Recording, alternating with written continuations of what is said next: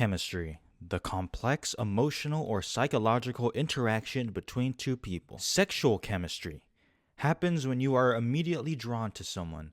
You know you have strong sexual chemistry with someone when your palms sweat, you experience shortness of breath, and you might sometimes stutter. Well, completely unrelated, I saw the new film Challengers from Luca Guadagnino, starring Zendaya, Josh O'Connor, and Mike Feist, and yeah, this movie fucks. So this is a messy love triangle, if I can put it simply, written by this man here, who, fun fact, is the husband of the writer-director of Past Lives, Celine Song.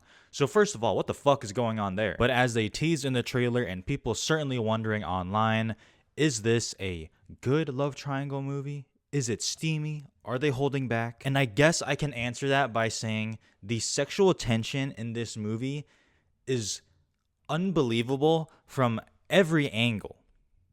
Every angle. Whether it's from her POV or one of the guys, I mean, the sexual tension and just plain on-screen chemistry is absolutely there. There is no empty space between them at all. You see it, you feel it. I said this in my Letterboxd review, but like I felt like I was spying on them because it got almost like hard to breathe from how like steamy it was. I can't lie. Like I'm just watching them eat, right? Eat lunch, eat a snack, whatever, and it is still like sexually charged. Like I'm sorry, I know Luca Guadagnino's movies by now and his styles. Like you can't tell me this is a coincidence that they're eating churros or a banana. You know, like don't put this on me for feeling weird. I know that's what you're doing. Okay, I see it. And a quick side note, you know, I'm not gonna spend this whole video just talking about the sexual chemistry because that's not the point of the movie necessarily, and I don't want to spend all the time talking about that. But I will say this.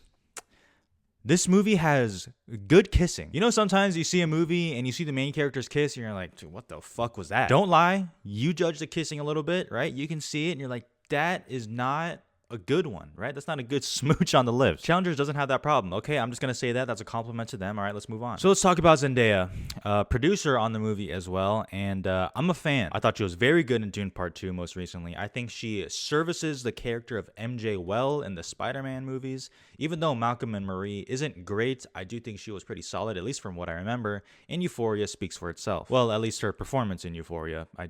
Sam Levinson, nah. But I'll fully admit, on the movie side of things, I've been waiting for her to get a role that really utilizes her talents in the best way possible because I think she can be more than what I've seen of MJ or even Chani in Dune. And Challengers is absolutely that role for her. I tweeted about this also, but this is the perfect blend of her ability as an actor and as a celebrity in the real world. Her character of Tashi is a young tennis phenom thrust into the limelight and is supposed to be so strikingly beautiful that it immediately gets the attention of the two guys. Well, there you go.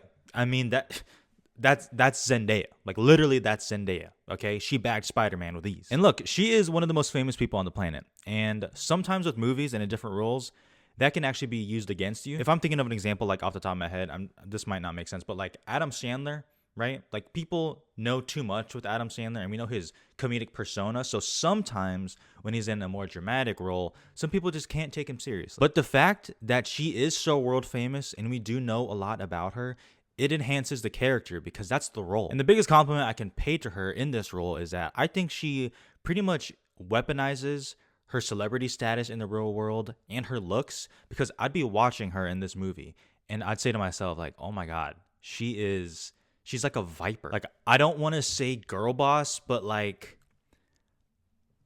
kinda.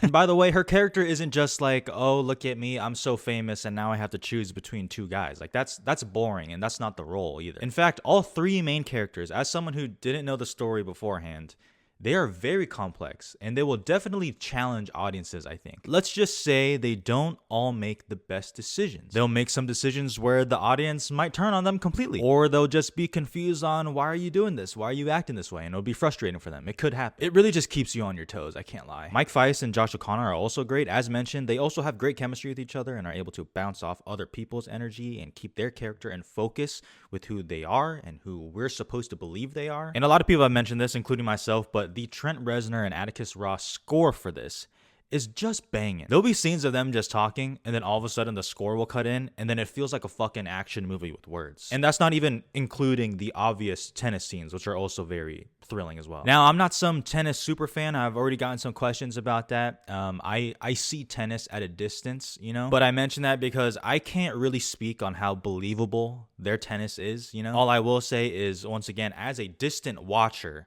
none of it was distracting to me. And I know that matters for a lot of people, especially if you're a huge fan of tennis. I mean, I get it. Like, sometimes I see a movie and I see a dude who clearly can't make a fucking layup and he's supposed to be a competent basketball player. I'm like, fuck off. But you tennis fans, let me know in the comments if they actually did a good job, because I don't really know. Now, the movie does something interesting that I just didn't expect, where it jumps back and forth between storylines. It is a non-linear form of storytelling. Basically, what I'm saying is you'll see a lot of 2 months ago, 3 weeks later, a few days later, 12 years ago.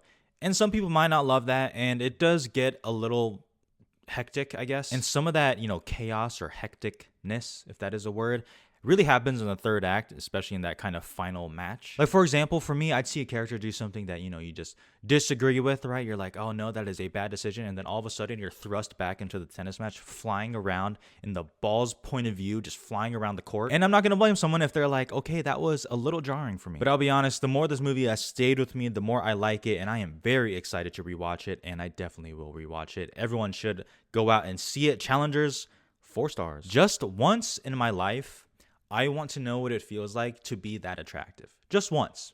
I just want to know what that feels like, but I can't.